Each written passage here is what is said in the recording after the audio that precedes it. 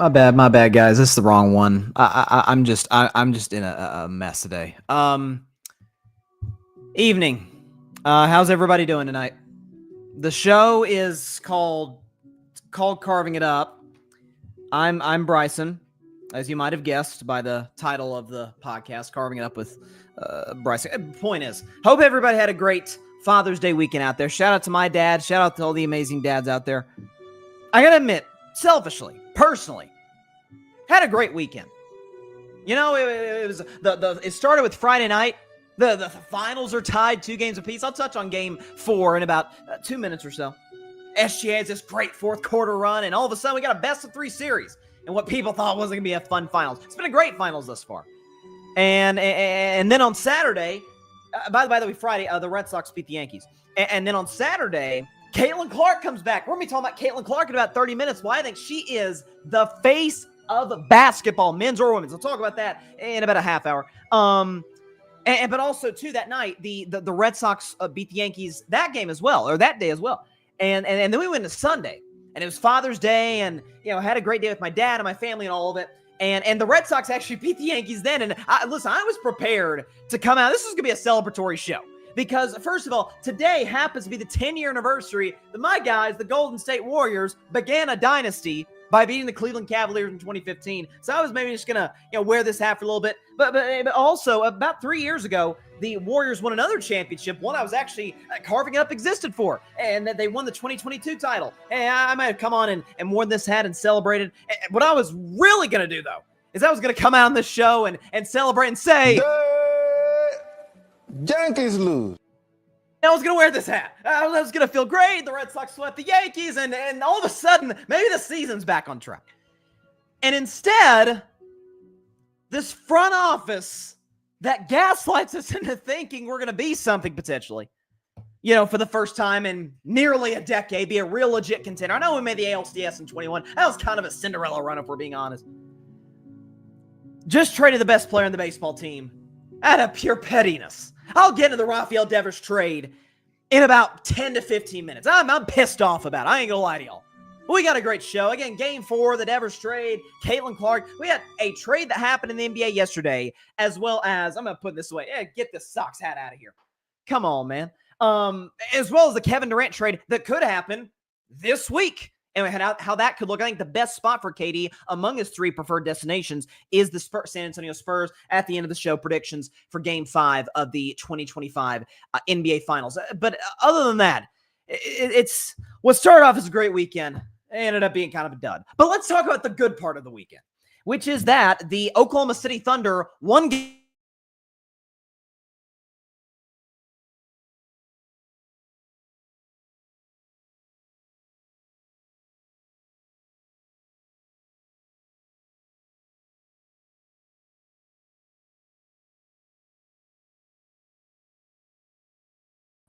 All right, my apologies, folks. Are we in here? Hold on just a second. Am I in the stream? Let me make sure we got this right now. Let's see. If you guys can hear me, let me know in the comments. I think we just had a technical issue just now. So please let me know.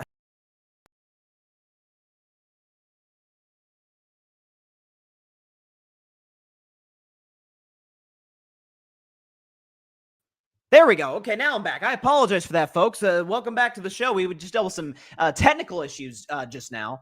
I'm looking at my monitor just to make sure we got it right. I'm telling you, it's been a rough day and a rough weekend for me as a Red Sox fan. So it looks like we do have the stream back intact. So appreciate everybody who stood by for the moment on YouTube and on Twitter. So let's talk about the NBA Finals, though, to start the show. But first, Oklahoma City evens up the finals in Game 4 at 2 games apiece. They win this basketball game by a final score of 111 to 104 to tie the finals at 2 games apiece. And the story in this game to me is clearly and unequivocally Shai Gilgeous-Alexander. Because I said after Game 3 on, I guess that was Thursday's show, weird Thursday show because of the way the finals are scheduled, that in recent NBA finals, when you look at teams that have been down 2 games to 1, particularly in one instance, the team that was down 2 games to 1 on the road, what does the superstar player do? If you look at the 2021 NBA Finals, Giannis Antetokounmpo scored, I think it was 26 points, 27 points, something like that. Played really well, down 2 games to one of the Phoenix Suns, but then had the iconic play of that finals potentially in the block on DeAndre Ayton. It's the second greatest block I've ever seen in an NBA Finals. And then the next year, my Golden State Warriors with Steph Curry down 2 games to 1 to the Boston Celtics, and Steph Curry has what I think is the greatest game of his career. 43 points, 10 boards, was awesome in that basketball game. Led the Warriors to a win to tie the finals up. And again, both Giannis and Steph led their respective teams to a championship. And so you have all that component, all those components on top of it. What was Shai going to do? And through 3 quarters, he was fine. I mean, it wasn't anything to write home about. But in the 4th quarter, and this is what superstars are truly judged on. What do you do when the money's on the line? You're the MVP of the league. You led a 68-win team in the Oklahoma City Thunder to the finals. We are having discussions. You're certainly far and away the best defense of the league, one of the better defenses we've seen in some time in the NBA. You're in discussion for one of the greatest teams in the history of the NBA. What you going to do? You're down double digits in the 3rd quarter. What you going to do come 4th quarter? And Shai Gilgeous-Alexander said, put me on my back, or you guys get on my back, Thunder. I'm going to go off in the 4th quarter of game 4. 15 points, shot 50% from the field, 1 for 3, but that 1-3 was gigantic for Oklahoma City, and he scored 11 points in the final 3.5 minutes to Shai Gilgeous-Alexander. And that was a spot. I was actually doing the post-game reaction show, which ended up being an end-of-game reaction show bleeding into the post-game with my man Arthur Hurst, which we'll be doing tonight after Game 5, where my mindset was, okay, Shai's good. Shai's game can apply to the postseason. The mid-range, getting to the basket, hitting the occasional 3. But what is he going to do when maybe the calls don't quite go his way as it relates to flopping the air? And folks might say, oh, but he got 10 free throws. I have said this about SGA, and I have made myself abundantly clear. It's not that Shai Gilgeous-Alexander gets to the line frequently. There have been MVPs. There have been some of the greatest players ever. LeBron, Kobe, MJ, that get to the line or got to the line in their MVP seasons more frequently than Shai. It's how Shai gets to the line. It's I always joke, getting hit by a Mack truck, throwing your body awkwardly in what is clearly not a basketball play on a minimal contact. I know Scott Foster and the officials are catching a lot of heat today. Those were fouls. I view that as more Shai taking advantage of, like Aaron Nesmith, hand in the cookie jar. He did the Kevin Durant. I'm just going to rip through, get a jump shot. That's a foul. Like, I don't love it, but it is by the book a foul. As opposed to, again, I always point back to game 1 against the Timberwolves, him throwing his body, parallel to the ground, and just throwing something up. That's not a natural basketball play. So Shai was awesome. Shai scored that 7 points to put the Thunder up 1 in a lead that, they I believe they never relinquished. But it was all of it. It was the 3. It was getting to the line. It was the baseline jumper on the left side, which could have been a travel by the book. Again, by the NBA rules, that's not a travel according to the officials. But those are what we expect from our superstars. Our season's on the line, buddy. You go down 3 games to 1. You're not dead because you'd have 2 of the next 3 games at home. But for a Pacers team, and the discussion is, are the Pacers going to lose back-to-back games, which they haven't done since March 8th and 10th. I don't see them losing 3 games in a row on the cusp of an NBA championship, the first ever in the history of their franchise. And Shai was fantastic, and so was this Thunder defense, which over that last 3.5 minutes, 2 minutes, 3.5 minutes, this is a very unique OKC team than what we see from 67-plus win teams. Most of those teams have great defenses. I mean, the 96 Bulls lock you up. 2016 Warriors not lock you up.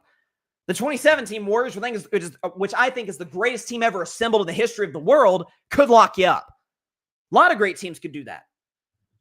This is a Thunder team where their runs that they go on, the 12-1 run they went on to close the basketball game, was fueled. Their defense fueled their offense, it seemed like.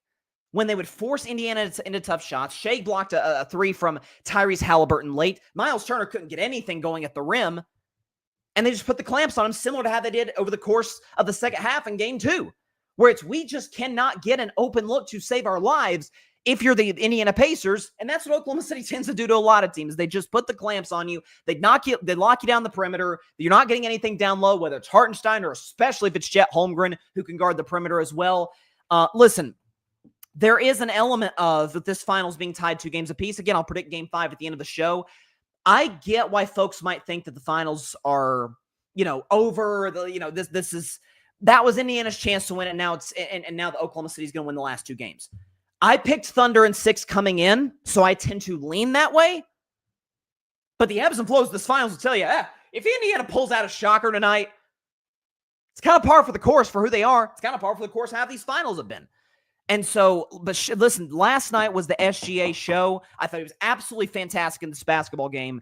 And again, an Oklahoma City team that is built to guard you on the perimeters and down low, the perimeter and down low, all of it. They don't switch a lot because they really don't have to, because they have so much length with SGA. He will guard you. Jalen Williams, Chet Holmgren can be a great shot blocker, and he can defend the perimeter. Lou Dort is a pit bull on the, defending. How about Alex Caruso, by the way? I'm 9 minutes into his take. Alex Caruso has been fantastic and was great in that game 4 where he gave you 20 points off the bench.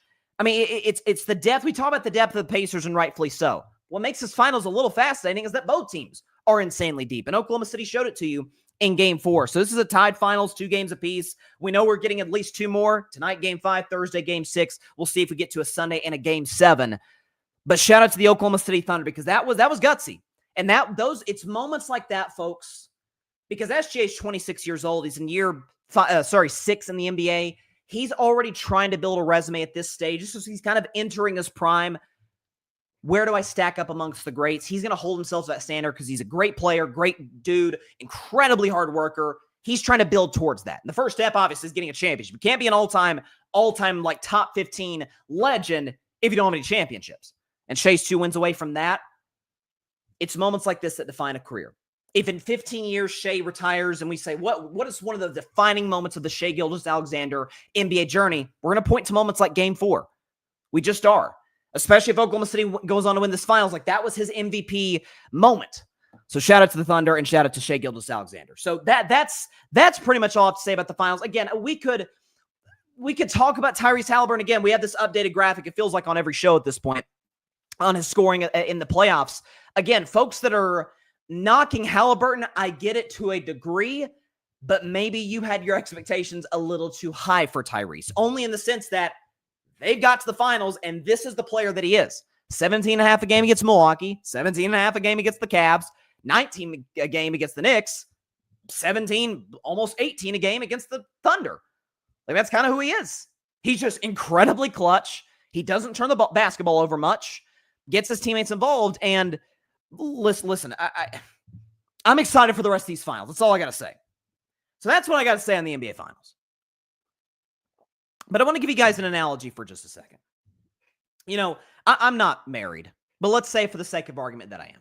Let's say a couple of years ago, early 2023, tied the knot, and me and my wife are having a happy marriage. You know, maybe we're thinking about kids sometime down the road, and it's gone well. Happy together. And let's say around February, March, around that time, let's say that, you know, there was a situation where I lost my car keys, and my wife says, "Oh, you know, where's the car keys?" I'm like, "Oh, you know, I lost them." It's like, "Oh, okay. Could you know, why don't you put yourself? Why don't you drive yourself with my car to the grocery store, or whatever the case may be?" It's like, okay. There's not a lot of communication there in advance as to why I lost the car keys, but whatever the case may be. And that continues to evolve and bubble, and there's real sort of animosity there. That's what just happened with the Boston Red Sox and Rafael Devers. So Rafi got traded yesterday. By the way, apparently his final at bat ever is a member of my beloved Boston Red Sox hit a home run against the Yankees in a 2-0 win for the Red Sox, and a sweep over the Yankees. Is the first team that has swept New York this season. In a stretch, the last 10 days for the Red Sox have gone quite well. You took 2 or 3 off the Yankees in the Bronx, come back home, take 2 or 3 off the Tampa Bay Rays, stay home, you just swept the Yanks. Now you're on a long West Coast road trip against Seattle, the Giants, and the Angels, but you're in good shape. You're finally back over 500. You're right in the thick of the wild card chase. Maybe this season could turn out to be something. Any guy would win the World Series. You don't have to win the pennant. You almost certainly, especially now, not winning the AL East. But get in the playoffs. Get back in the dance. Get back in October. I'd call that a good season if I'm a Red Sox fan. and they trade Rafael Devers. So first of all, here's the trade details, and it is, I mean, so the Giants, San Francisco Giants get Rafael Devers. The Red Sox get Jordan Hicks, a right-handed pitcher, Kyle Harrison, a left-handed pitcher, and they get two prospects, James Tibbs III, an outfielder who is the fourth-ranked prospect or was the fourth-ranked prospect for San Francisco, and a right-hand pitcher, Jose Bello, from the Giants. And we could show you what Rafael Devers has done in his career. He bats .279. About 1,100 hits, 215 home runs, which, by the way, is 10th in Red Sox history. Rafi's not even 30 yet. 696 RBIs, 663 runs. He's a three-time All-Star, two-time Silver Slugger, and he's a World Series champion back in the 2018 season. Safe to say Rafi's had a pretty darn good career thus far, and the Red Sox said, we're going to trade him. In large part, as has been heavily reported over the last few months, that the issues between Rafi and the Red Sox start in the signing of Alex Bregman. Obviously, a multi-time champion of the Astros, great player, great third baseman. He's hurt right now. When he comes back, great defensive third baseman for the Red Sox. Championship experience, all of it. And Rafi was the third baseman. The organization, out of nowhere, said, hey, we want you to be the third baseman. He's like, oh, well, that kind of, or we want you to be the DH. My bad. We want you to be the DH. And Rafi's like, whoa, hang on a second. I'm pretty comfortable at third. Like, no, we want you to be the DH. And it kind of goes back and forth. He's like, okay, fine, I'll be the DH. The Red Sox are like, okay, great. You don't have to use your glove this season. And then not long ago, during the season, Tristan Casas goes down for the year. The starting first baseman for the Red Sox. And the Red Sox say, hey, actually, just kidding. We want you to play first base. He's like, whoa, wait. You said I have to use my glove. I was getting kind of comfortable here at DH. Got out to a really rough start to begin the year, but got kind of hot. Now I'm back to my old Rafi Devers numbers. No, we want you to play first. And he's like, I'm not playing first. You didn't give me any notice ahead of time, especially as it relates to the Red Sox and their lack of care for addressing that position. I mean, they're almost like my Pittsburgh Steelers at quarterback. Like, they just kind of just throw the poo of the best guy they have out there and see how it goes. And over the last month, what makes it even worse, the makeshift first baseman rotation, if you will, for the Red Sox has worked. Roman Gonzalez has been good. Abraham Toro has been really good. These guys have filled in. They've done their job. They've been great in the lineup, all of it. And Rafi gets traded yesterday. And as Ken Rosenthal, who wrote a great piece today, shout out to Ken Rosenthal at Fox Sports. He talked to David Ortiz, Big Papi. My guy he's probably the most, not probably, he is the most beloved Red Sox player since Ted Williams, I think. Papi was like, you got to be, you can't be a bad team player in the locker room, whatever. Listen, David Ortiz is as close to the Red Sox organization as anybody, certainly closer than I am. Maybe he knows stuff, and maybe other folks out there who are close to Boston know stuff that I do not know as a Red Sox fan, particularly one that does not live in the state of Massachusetts. Part of me, though, thinks that's David sticking up for the Red Sox. He's going to be a good soldier. He's going to back the organization. Like, we get that. Doesn't want to cause any more friction than there already is. What has become very apparent with this organization? They're starting to operate like they're a small market baseball team. They're starting to operate like they're the Tampa Bay Rays or the Athletics, Pittsburgh Pirates. That's how they're doing business. And that's how they did business back in 2020. Because the fact of the matter is, let's play devil's advocate. Let's take the Red Sox side in this. Let's say the Red Sox are absolutely telling the truth. Man, there were some locker room issues. We didn't like how he handled the media, which, by the way, there are folks in Boston that say, that's actually not the case. Rafi was actually pretty good with us. But let's say the Red Sox are telling the truth, even though they're not. All that, let's say that's still true. If you're going to trade him, you can't get a better haul than this. And according to other reports, Giants were the only team they seriously talked to. Listen, folks have compared it to the Luka trade back in February, A, in terms of shock value, B, in terms of how the Lakers were the only team the Mavericks consulted, which was stupid then and is equally stupid today. It's not that, because as great as Rafi is, I think he's one of the 10 best hitters in Major League Baseball, without question. His numbers would show you that. Rafi is not, I think Luka's one of the 4 best basketball players on planet Earth. So he doesn't quite get to that level. And by the way, we know for a fact Luka wanted to stay in Dallas. It's debated between other sources whether Rafi wanted to stay in Boston. Cool. Let's say he didn't want to be in Boston. That's the best trade you got? The only team you talked to was the San Francisco Giants, who, for the record, are a real contender. At least they have emerged as such in the National League. I mean, they're right in the Dodgers' heels in the NL West. So, like the Dodgers, who are far and away the best team in baseball, I think they're going to still win that division as they always do and go on to win the World Series. But Giants putting up to get. I mean, Buster Posey's doing his thing as the president of baseball operations in the Bay Area with the San Francisco Giants. The return you got was this: Jordan Hicks, Kyle Harrison, James Tibbs III, and Jose Bello. I will openly confess, I'm a diehard Red Sox fan. Love Major League Baseball. I've never heard of any of those guys, particularly the prospects, obviously. There are others like Jeff Passan, the great Jeff Passan at ESPN, who have said, hey, $250+ million. The Red Sox, who looked at this and said, these contracts usually don't age well. Let's go and get out from under it now. And there's issues in the clubhouse now. Let's get out from under it. I would give them the benefit of the doubt if their history of moving off of great players wasn't as bad as it was. Need I remind you of the 2020 trade that sent Mookie Betts to the Dodgers? Dodgers got Mookie Betts, David Price. The Red Sox in return for Mookie Betts, one of the 10 best players in Major League Baseball, a multi-time champion and MVP. They got Alex Verdugo, who's no longer part of the team. Connor Wong, who's is the starting catcher most of the time, but is an okay player. And Jeter Downs, who is not in Major League Baseball anymore. That was the return they got for Mookie Betts 5 years ago. Meanwhile, Mookie has gone on to do great things with the Dodgers, go to multiple World Series. We know what his success has been in Dodger Blue. They are operating like a small market franchise, and folks, it ain't because they don't have the funds. The Red Sox last year, in large part because of the TV deal, Nesson, and because Fenway Park, it's one of the iconic sports destinations in the world. Forget America, the world. Been there for 113 years, all of it. Fans show up. Fans have bought. We know about the passion of Boston sports fans. They love their Celtics, Red Sox, Bruins, and Patriots. The Red Sox, though, hold a special place. Particularly with the curse of the Bambino. There's like a generational tie. Like, are we going to be the generation that sees the Sox win a championship? And they obviously did in dramatic fashion, beating the Yankees from down 0-3. They swept the Cardinals in 0-4. They've gone on to win 4 championships in the 21st century. Red Sox were number 1 in terms of profit turn in 2024.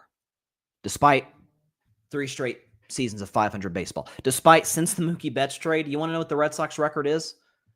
390 wins, 391 losses. They are the definition of mediocrity.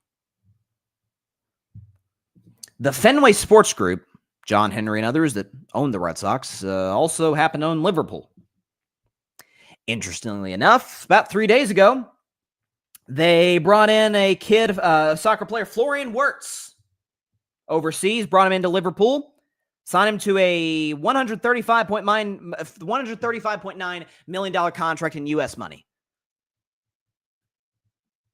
And they've seemed to show a significant level of care into the Liverpool soccer team than the squad of the namesake of the entire sports group that hosts the baseball team, the Boston Red Sox. They operate as if this is a small market team, as if they're like the Cincinnati Reds or something. They have a history of alienating players within their organization, champions within their organization. Mookie Betts, Rafael Devers, John Lester, Xander Bogaerts.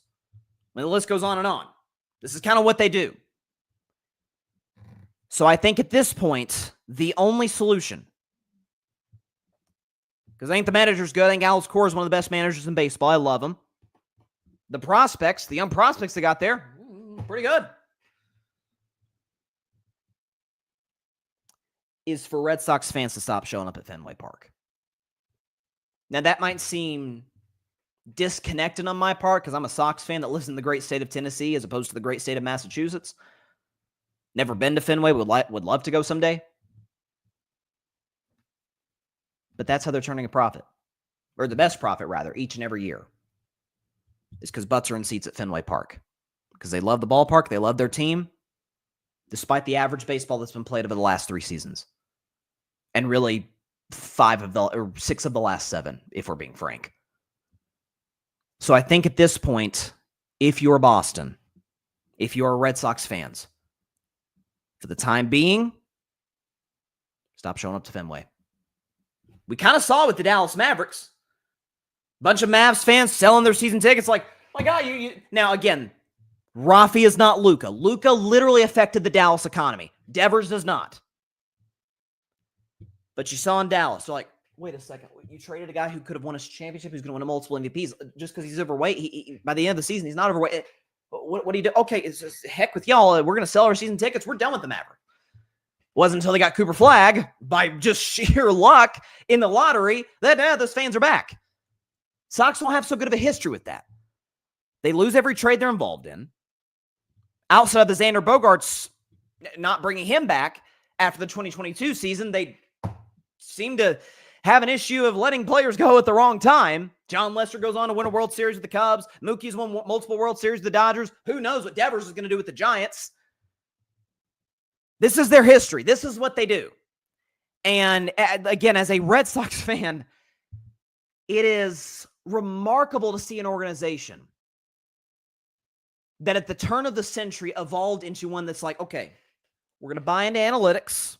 Actually, the Red Sox were kind of the first team to do that.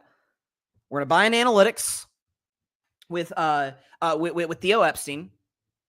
We are going to construct a baseball team kind of around that, but also rely on old school baseball. Terry Francona's our manager, after all. We're going to pay a lot of money for our free agents. We're going to keep the guys, the hometown guys in Boston. How that's evolved into, we're basically the Tampa Bay Rays, but we make way more money and we're in a bigger park, or a more iconic park. I don't know, man. It does have you asking questions about where baseball is, where Red Sox baseball is in the priority list of the Fenway Sports Group and John Henry. We can blame the former GM Bloom. We can blame the new guy as well, Craig Breslow. Ownership stayed the same. You can blame all those bad GMs for the Knicks prior to Leon Rose. James Dolan was still owning the team. You can blame all the bad GMs, so to speak, that Washington had, but Dan Snyder owned the team. You can blame all the bad coaches the Dallas Cowboys have had, but Jerry Jones owns the team. It's hard to get out of bad ownership, folks. And it's not so much that the ownership group is bad. So much, because they do a great job in their other endeavors. So much as it is Red Sox baseball. Okay, we've got our 4 rings. Fans are going to show up to the ballpark anyway. What does it matter to us? We're gonna get some Sunday night baseball games against the Yankees every year on ESPN, even though the ESPN contract is running out with baseball. But still, all of those things, we're still gonna be a relevant franchise.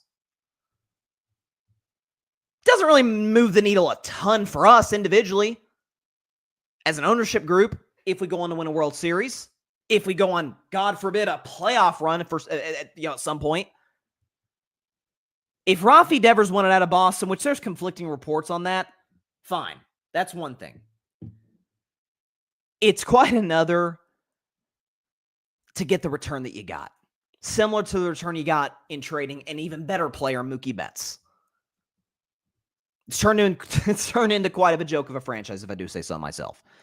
So the Red Sox are probably going to continue, play 500 baseball. Again, as I said at the top, 390 wins, 391 losses since the Betts trade.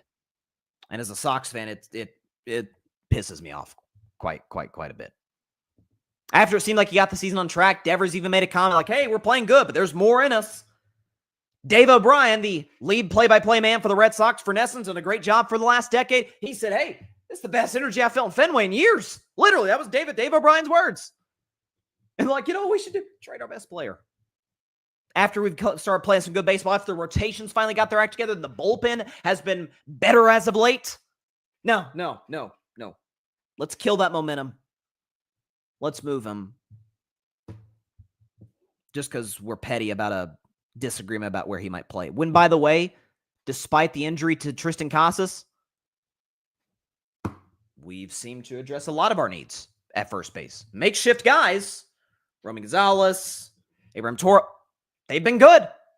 They've shored up that side of the infield. Been good in the lineup. Classic Red Sox. And more so classic Fenway Sports Group. We'll be back after the break, folks. I'll try to move on emotionally as a Sox fan, but this is a hard one to move on from.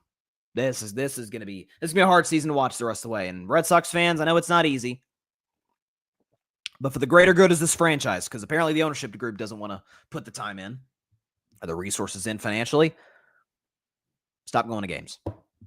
Stop going to games.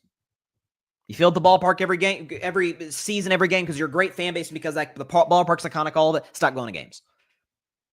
That's my take. Be back in just a minute to talk about Caitlin Clark on Carving It Up. Stay tuned.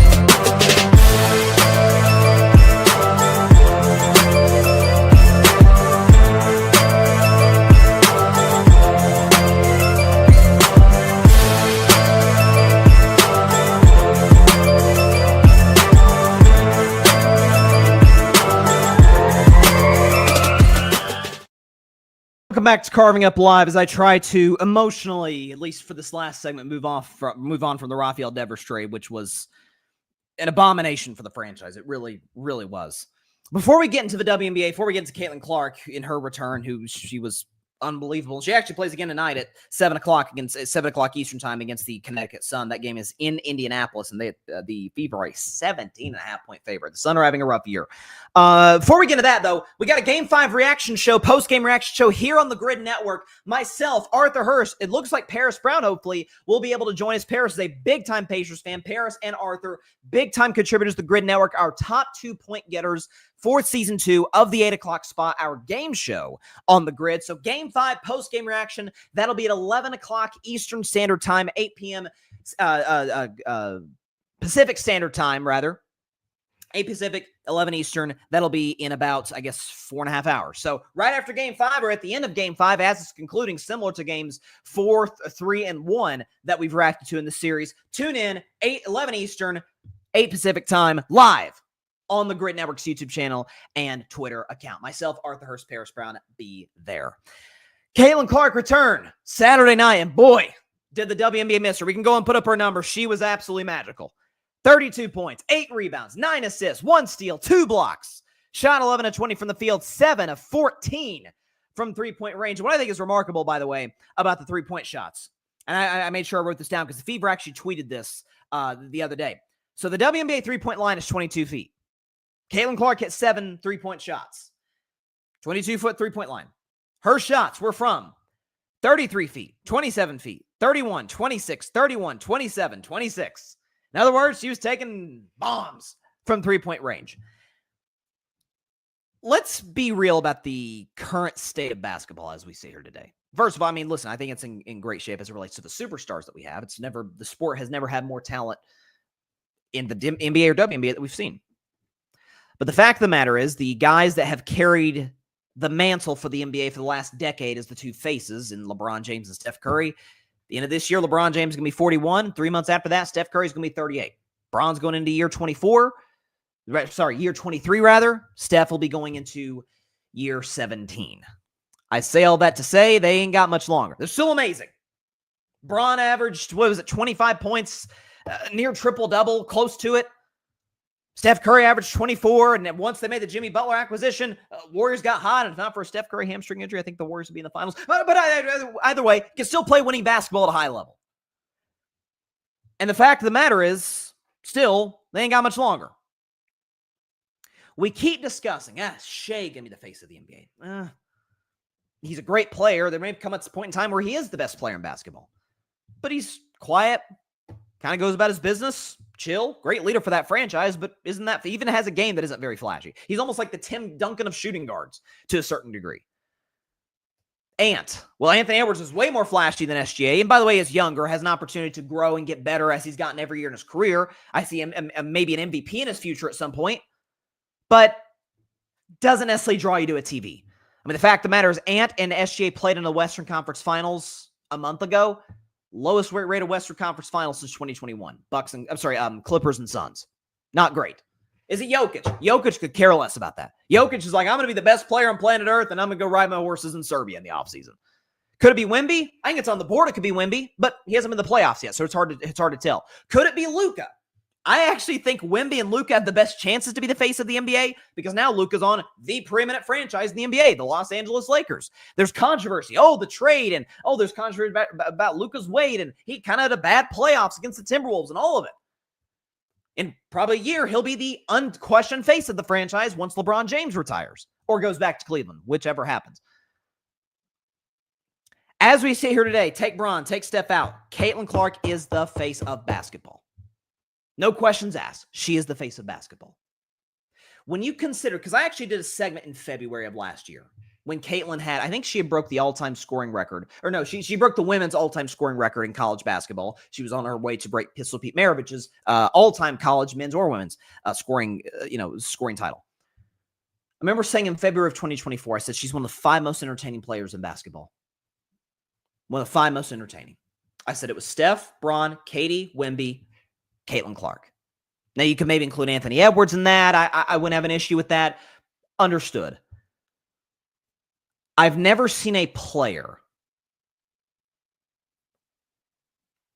I've seen few athletes that when they're on the floor next to their competition, and for the record, Caitlin Clark is not the best player in women's basketball currently. She will be, but not right now.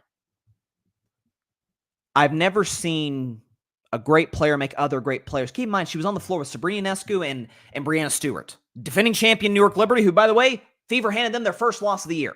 Liberty were off to a red-hot start. They could still very well go back-to-back. All of it, the Fever handed them the first loss of the year. She was on the floor with Sabrina, who you know I love, and Brianna Stewart, who's awesome. And they looked ordinary. Steph Curry kind of has this effect. You'll see Steph, particularly in his prime. The 2022 Finals is a prime example. Jason Tatum's an excellent player. Jaylen Brown is an excellent player as well. Celtics were immensely more talented than the Warriors in that 2022 Finals. And nobody even looked like Steph. Now, that was the greatest performance of his career in my mind. Even the 2016 Finals. Now, Steph didn't play well in that series. But when you're watching, man, Kyrie's awesome. The handle. He had 41 in Game 5, the game winner in Game 7. And everybody just looked 2 Grand Canyons away from LeBron James that series. I wasn't around for Michael Jordan, but go back and watch some of those tapes of those 97 and 98 finals against the Jazz. Third all-time leading scorer, Karl Malone. All-time leading assist man by a mile, John Stockton. Scottie Pippen. Dennis They looked 2 Grand Canyons away from Michael Jordan. It didn't even look like they were playing the same sport. Times Mahomes has shown that, I've seen. Like, there's just certain, and that's what I feel when I watch Caitlin Clark.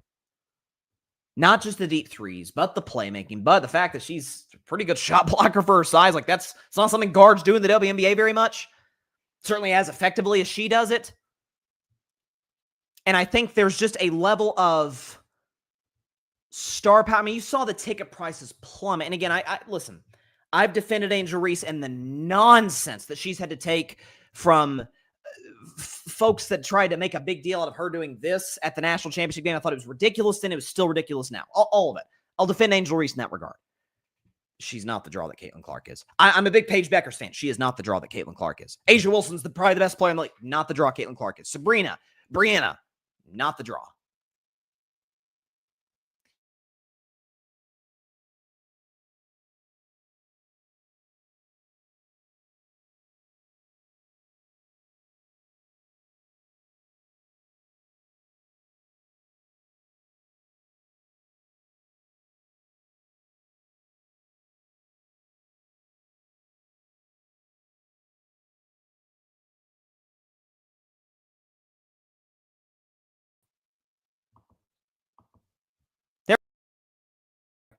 Apologize for that, folks. Hold on just a second.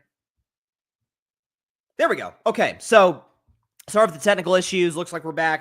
There's been a storm in my area, so I don't know if that's causing the situation. We'll get the video of this, unedited as we go from here. What I was saying, though, is that you see certain athletes that don't look like everybody else when they're on the same floor as even other great athletes, and that's what Caitlin Clark does. You got to keep in mind, this Fever team was Aaliyah Boston was an excellent player in college, was the number 1 pick the year before Caitlin Clark got there. We're awful. Worst team in the WNBA the season before Caitlin Clark got there. She gets in the playoffs year 1, year 2, made some acquisitions in the offseason. A healthy Caitlin Clark. I don't think they're going to win the championship. I still think New York is the clear favorite to win it. Vegas Aces, again, they've kind of torn that apart the last couple of years, but the Vegas Aces with Asia Wilson are still a very real player. I just see a star quality, a superstar quality in this particular athlete that others just don't have. And there's a swagger. She has the components you need to be a face of basketball. Exciting game.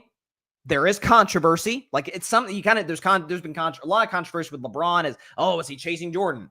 And Steph even recently, is he the greatest point guard? Oh, he needed a finals MVP 3 years ago, and all of it. And these iconic moments that Caitlin has had in the NCAA tournament. Hasn't quite had iconic moments from a winning perspective, the WNBA, but she's well on her way to doing that, as we can all see right in front of our very eyes. There's the swagger. She'll talk trash to you.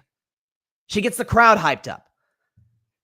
There's a superstar quality about this player that is very, very rare. LeBron has it. Steph has it. Mahomes has it. Not many folks just have it. Michael Phelps, swimming. I'm a big fan of the sport swimming. Michael Phelps had this. She's got it. Serena Williams had it, obviously, in tennis. Like, you had to get in front of a television to watch these particular players because you were going to see something you've never seen before. You're going to watch great players look ordinary against legends, and she's well on her way to doing that. So shout out to Caitlin Clark. That was special watching that on Saturday afternoon. She is unreal. I'd say by the end of next year, middle of the end of next year, she's the best player in the WNBA. I'm dead serious. I think she's that great. All right, transition now back to the NBA. We had a kind of a surprising trade involving the Memphis Grizzlies and the Orlando Magic. We can go put up the trade details up there in just a second. Do we have it? There it is. Put the trade details up there. So the Memphis Grizzlies sent Desmond Bane, who's about a 20-point per game scorer, more or less, the last few seasons, sent him to the Orlando Magic, and Orlando, in return, sent Kentavious Caldwell-Pope, who was a champion, obviously, with the Nuggets and with the Lakers, and Cole Anthony, son of Greg Anthony, as well as 2025, 2026, 2028, and 2030 first-round picks. I believe 28 and 30 are unprotected first-round picks, if I read that correctly. Either way. So Desmond Bane is a member of the Orlando Magic. So quickly for Orlando, listen, they get a shooter. They get a guy who can get his own shot. If there's one thing, listen, I saw the Magic play game in person at still this season against my Warriors when Steph dropped 56. But I saw it then live, and obviously you watch it on television, particularly in the playoffs against an excellent Celtics team. Every offensive possession just looks hard for this team. And I don't think it's a coaching problem. I think Jamal Mosley's done a really good job in Orlando. You guys know how I feel about Paolo Banchero. I've loved the kid since he's a rookie. When he comes in the Orlando organization, first overall pick 2022, the kid goes out there and says, yeah, I want to be a leader. I'm like, whoa, okay. Not a lot of guys who are 19 years old go into a franchise and say, I want to be a leader. It feels like something, and he's gotten better each and every year. He's a 26-point per game guy. I love Paolo. Mo Wagner, the Wagner kid, solid. And after that, they're pretty limited offensively. Not a lot of guys that can get their own shot. Well, Desmond Bane can do that. Desmond Bane, a couple of seasons ago, when Ja Morant was at average 23 a game. He can shoot the three. Not a great defender, but can shoot the three. Good in the mid-range. Can get to the rim. Good from the free throw line. Like, Desmond Bane's a really good NBA starter. And so I think this is a good move for the Orlando Magic. For the Memphis Grizzlies, I actually don't think it's a bad move. I think it's actually a smart move and one that they needed to make about a season ago, and that's blow up the Ja Morant experiment. This is one of those things. This is like second to me saying that the Jets were going to be a bad team last season. Like, it should have been really, really, really obvious to those that were actually paying attention that the Jets were going to suck last year. So I feel bad even like patting myself on the back for that prediction. I'm close, somewhere in that same, it's a first cousin of that with how I've covered the Memphis Grizzlies on this show. Relative to how they've been covered the last few seasons. Where it's Ja Morant. He's jumping over 7-footers. Even his missed dunks are crazy. He's got the handle. Mid-range is actually okay. He's got this nice little floater push shot in the paint. Not a great three-point shooter, but a lot of guys who come to the NBA aren't great three-point shooters. He can develop that. Not even forget it. It's part of the story. The off-court stuff we know with the guns and whatnot, and even last year, just idiotic comments. I mean, after they got swept by Oklahoma City. Listen, Ja went down in that game 3 when the Grizzlies actually led the Thunder by 27 points in that game. After the season, Ja does his exit interview and says, hey, man, we were starting to figure them out. Yeah, the Thunder were going to lose to the 8-seed Grizzlies, who were the worst non-tanking team in the NBA over the last month and a half. A team that fell from the 2 seed at one point, second half of the year, to the 8 seed and had to win a second playing game just to get in the playoffs before they got the doors blown off them by Oklahoma City. Just immature, idiotic comments from a basketball perspective.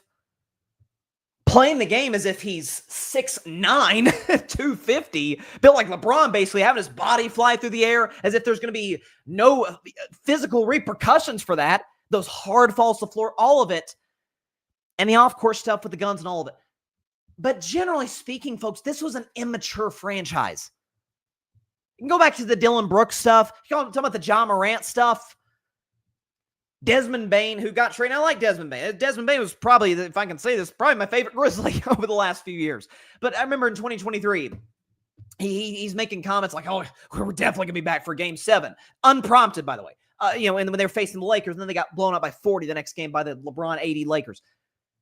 Is that this Grizzlies team was covered like a team that, hell, watch out. Hey, they're on the rise, baby. They're coming. They won one playoff series in the Ja Morant era against a young Minnesota team that had them dead to rights multiple times in that series. So let's go over the Ja Morant experiment. Year 1, 2019-20. That was actually the bubble year. That was the first year of the NBA play-in tournament. They lose to the Portland Trailblazers. Dame was on a ridiculous roll in that bubble. Fine. It's rookie year. Ja won rookie of the year. Fine. Next year, they knock out the Spurs in the first playing game, and then beat my Warriors in the second playing game at Golden State.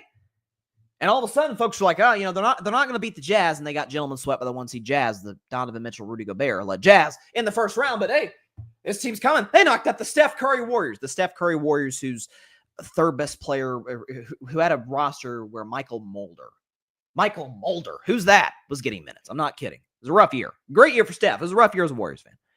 And then the next year, here we go. 2 seed, 50-plus wins. Ja's an all-NBA guy. Like, holy crap. They knock out the Minnesota Timberwolves. This team's coming. And then they get knocked out by the Warriors in round 2. But, got something that could be building for the future. Mid-season 22-23, the Ja Morant gun stuff at the nightclub. They're the 2 seed going into the playoffs against the 7 seed Lakers. And after game 2, Dylan Brooks is talking about how, Ja Morant midseason, by the way, said, I'm fine in the West. Only the Celtics scare him about, no one in the West can beat the mighty Grizzlies. And Dylan Brooks saying LeBron don't like to go left and whatnot. And how I'm the villain, and then he's not showing up for press conferences afterwards, and then they get the doors blown off them in a game 6 against the Lakers, and Ja Morant has more gun stuff in that offseason. He gets suspended. By the way, there's been a number of injuries for Ja at this point. He goes into that 2023-24 season, gets hurt again, misses the season. They move on, thank God for their sake, from Dylan Brooks, and they miss the playoffs. And then they come back this year, and they're the 2 seed mid-season, and then it falls apart. They fire their head coach right before the playoffs begin. They barely get in the playoffs as the 8 seed and get dusted 4-0 by Oklahoma City. That's the Ja Morant experiment. That's what happens when you build around a player that has never led a team to a championship. Not Ja Morant per se, but a player like Ja Morant, where that style of player has never won a championship, never led a team to a championship in the history of the NBA. Heck, we've only had 2, quote-unquote, small guys lead a team to a title in the modern era. Isaiah Thomas with the Pistons, Steph Curry with the Warriors. That's it. And yet this athletic point guard where we've seen that prototype, listen, You could say Derrick Rose maybe was on his way to doing it, but I don't know. I saw that 2011 Eastern Conference Finals against LeBron's Heat. I talked about Caitlin Clark, how there's difference between great players and all-time legends. Yeah, there was a difference there. I get he was young. I understand that. That was never going to be a champion in Chicago. If you can develop a jump shot, if you're reliant on getting in the paint constantly, you're taking a lot of hits, as Ja has. That's part of why his injury history. Sounds like the Grizzlies are tearing it up. There's reports now that the Knicks might be wanting to go get Jaren Jackson and pair him with Cat and with Brunson. I think it's a terrible thing because Triple J and Cat are both foul machines. But okay, that's their prerogative. Looks like the Memphis Grizzlies are going to ship Triple J. And they should ship Ja Morant as well to whoever will take him. It won't be a great return. The immaturity, the style of play, which has never won jack in the NBA. The off-course stuff, the injuries, all of it. This team was covered the last few years as if it was a budding champion, and I never for a second bought it because they beat Steph Curry in a playing game when half the Warriors were hurt, because they beat the young Minnesota Timberwolves who self-destructed in that series. Really? It's not a well-run franchise. One of the few bright spots was their coach, Taylor Jenkins. Oh, they fired him. I guess it was his fault. And now they move on from Desmond Bane, get 4 first-round picks in return. Again, I think it's actually a mutually beneficial trade. Magic gets some pop offensively, and the Grizzlies get some assets to where they're going to try and stack more and more assets to rebuild this thing. Or rebuild, that would imply that they actually did something. To build anything of substance. So that's where we're at. Patrick in the comments. Orlando's teetering in the right direction. Mosley is building a strong foundation and culture. I tend to agree. I'm a buyer, or have been a buyer, on the Orlando Magic. Patrick, Orlando will now have a legit chance in a couple of years to be a title contender. A couple pieces, here, there. We got to have a different conversation. Well, especially now, Patrick, if you look at the East next year, and this is gonna feel really disrespectful to the Pacers, and I apologize, because the Pacers are going to be a contender next year. We know this. Tatum's gone for Boston. The Cavs are nothing more than regular season frauds, or a regular season great team and frauds in the postseason because it's Cleveland. What are we talking about? And you look down the list. If Milwaukee has Giannis, they'll fight in the first round. My guess is I've said for about a week or two, I don't think Giannis is going to be traded this offseason. I could be wrong on that. I think he's actually going to get dealt before the deadline in 2026, around the All-Star break. But even if they have Giannis, the Bucks aren't a real team in the East. Go down the list. The Pacers are. Pacers are a very real team. Detroit's building something, but they're not quite ready, I think, to win 3 rounds and get to the finals. Could I see Orlando in the Eastern Conference Finals next year? Yeah, I could. The Knicks are a real team. Obviously, I think the Knicks and Pacers have earned the right to be, this feels cliche because they were the 2 Eastern Conference Finals team this year, but to be the 2 teams that get back to that stage again a year from now. But would I be shocked if I saw Paolo Banchero lead the Orlando Magic to the ECF next year? No, I wouldn't. Now you got Wagner, Paolo. They still have Jalen Suggs, who I like. Now they bring in Desmond Bane. It's a good team. It's an interesting team, I'll tell you that. Part of the reason they were the 7th seed is because Paolo got hurt early in the year, and that really kind of hurt them, over the course of that early season stretch. Patrick, Dylan Brooks, I poke bears. Bron, watch this and whoop that trick at the same time. And again, Patrick is kind of echoing what I said. Memphis, a dynasty. I don't think anyone said dynasty per se, but they certainly did say that they were, a budding team on the rise that could really challenge for the Western Conference title. I mean, had the Grizzlies been to like 1 Western Conference Finals in their history, and that was obviously the grit and grind Grizzlies, was Conley and Gasol and Zach Randolph and Tony Allen. It was immature. It's an immature basketball team. Listen, we know in sports you embody the approach and the mindset of your leader. Well, we saw that with Memphis. Unserious, plays dumb basketball, bad situationally, and that's why the Memphis Grizzlies are where they're at. That's what happens when you build around, yes, a hyper-athletic point guard, but when has that prototype ever won anything in the NBA? Ever. So, heck, small players don't win you much historically in the NBA unless you're Isaiah Thomas or Steph Curry. 2 of the 20, that's Steph's one of the 10 greatest ever. Isaiah's one of the 20 greatest ever. Doesn't happen much. And Josh certainly was not going to fit that mold whatsoever. So, yeah, I think the Grizzlies need to move on from Ja. They're going to move on from Jaren Jackson, it seems like. Speaking of potential trades, Kevin Durant is the big fish in the free agent market, or the trade market, rather. So, here's what I find interesting. So, Mark Spears, who is tight with KD, knows KD, said that Kevin wanted to be a member of the New York Knicks next year. And the Knicks said, no, thank you.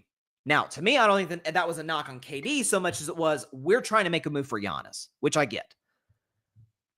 There's 3 teams reportedly that are on KD's wish list. They are the Houston Rockets, the San Antonio Spurs, and the Miami Heat. It just got reported, according to some insiders in Phoenix, make sure I get their names right, John Gambadoro, Sports Talk Radio in Phoenix, and Barry Jackson, who is a 35-year veteran at the Miami Herald. They have reported that the Suns are not satisfied with the Heat's offer. So it doesn't look like, unless another team gets involved, that Kevin Durant will be a member of the Heat. So that, to me, leaves it down to 2 teams, the Rockets and the Spurs, at least the teams that are on KD's wish list. If he ends up in Houston and the Rockets don't have to give up Amen or Şengün, that's a championship contender in the West. But I wouldn't make the move if I'm Houston. I'm waiting for Giannis. And by the way, the Houston Rockets had the luxury to be able to win. See, here's the thing about the Knicks.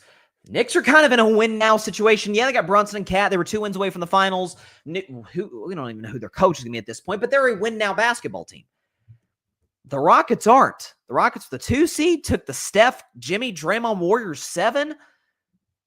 I mean, they show some promise. Great defensive team. All of it. We land Giannis. We're the favorites in the West. I'm dead serious.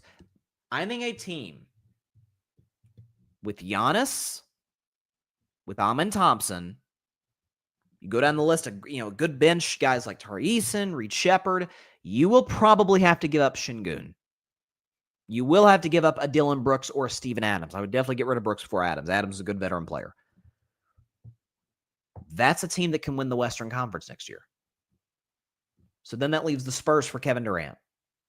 I think it's a match made in basketball heaven for a number of reasons. Number 1, I think what we're seeing with some of these recent trades with Mikal Bridges last year, with Desmond Bane this year, show that really good quality starters in the NBA, the asking price is 4 first-round picks at least. And older superstars, that maybe isn't the case. Because Kevin Durant is about to be 37 years old. He is going into year 19 in the NBA. His contract isn't great. It's not ideal. What has Kevin Durant, what has he always said? It feels like since the Golden State days. Man, I just want to hoop. I love the game of basketball. Ain't nobody works harder than me. Ain't nobody is in the gym as much as I do. Ain't nobody that's trying to perfect my craft the way that I do. The Spurs don't have championship expectations if Kevin Durant joins. Listen, you would have a team with Fox, Castle, obviously, and then Wemby and KD as your 2 superstars.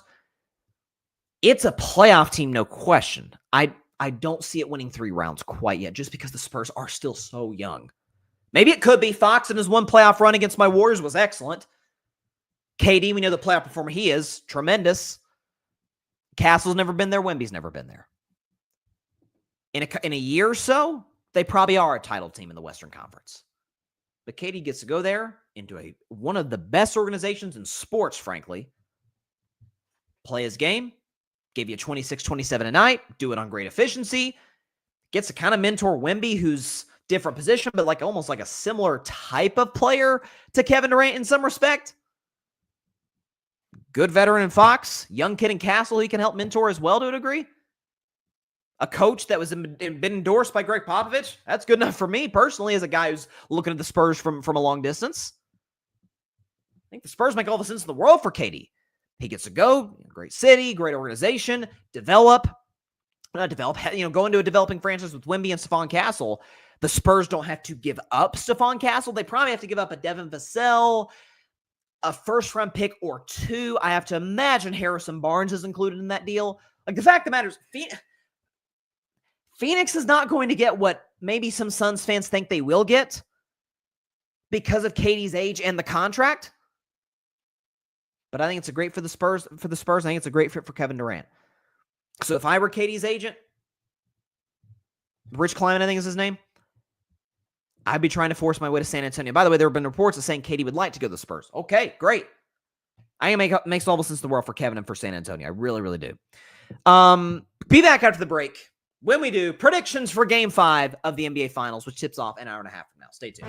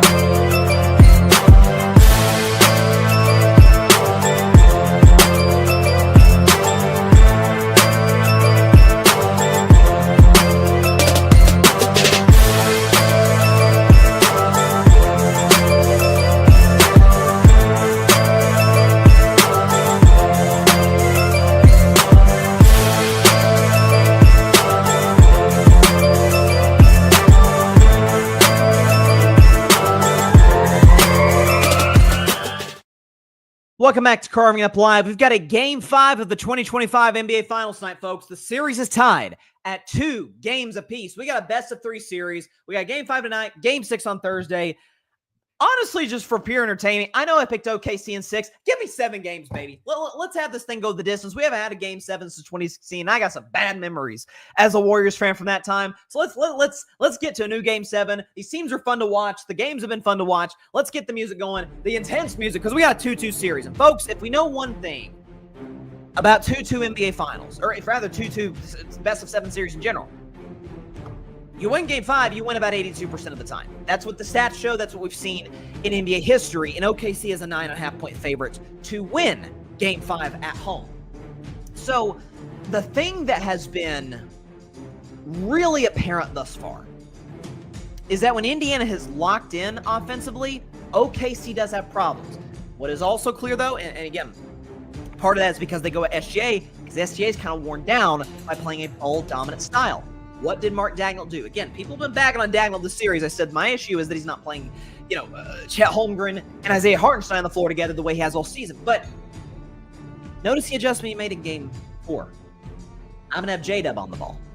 I'm going to have Jalen Williams be the primary initiator on our offense and have SGA run off ball. So that in the fourth quarter, he's fresh to go off for 11 points in the last 3.5 minutes. He can get to a spot on the baseline on the left side. He can hit the three-point shot from the right wing, which I thought was the shot of the game. All of it.